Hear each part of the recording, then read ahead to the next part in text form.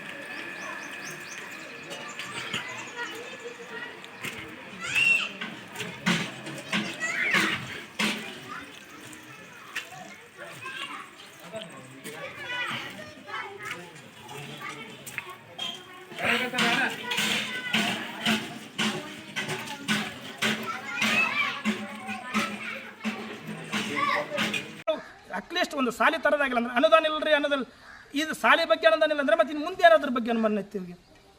ಅದಕ್ಕೆ ಅವ್ರಿಗೆ ನಾವು ಹೇಳೋದೇನಂದರೆ ಇಷ್ಟೇ, ನಿಮ್ಮ ಕಾಜಿಲ್ಲ ಅಂದರೆ ನೀವು ರಾಜೀನಾಮೆ ಕೊಟ್ಟು ಮನೆಗಿರ್ರಿ.